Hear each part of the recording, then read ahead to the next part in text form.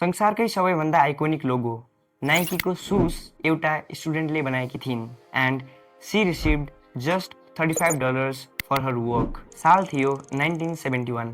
Oregon अमेरिकामा बस्ने Phil Knight भन्ने एकजना मान्छेले नयाँ स्पोर्ट्स जुत्ता कम्पनी खोल्दै थिए। कम्पनीको नाम अझै फाइनलाइज भएको थिएन र लोगोको त झन् कुरै नगरौँ, पैसा पनि धेरै थिएन। तर जुत्ताको फर्स्ट ब्याचको डेडलाइन नजिकै थियो र लोगो चाहिएको थियो।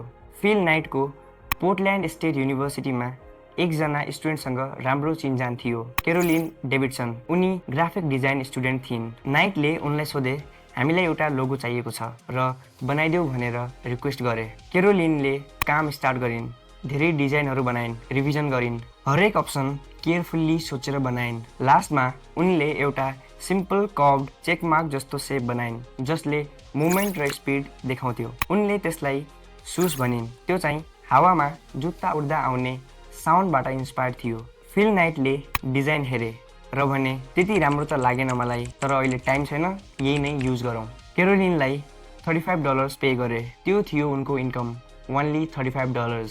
काम सकियो, लोगो छापियो र कम्पनी लन्च भयो। आफ्टर फ्यु इयर्स नाइकी बढ्दै गयो। त्यो सिम्पल सुज संसारभरि फैलियो। नाइकी एउटा $35 को लोगो भएको कम्पनीबाट $1 बिलियन ब्रान्ड बन्यो र त्यो सुज जुन डिजाइन नाइटलाई एक टाइममा मन परेको थिएन, संसारकै मोस्ट रिकग्नाइजेबल सिम्बल्स मध्ये एक बन्यो।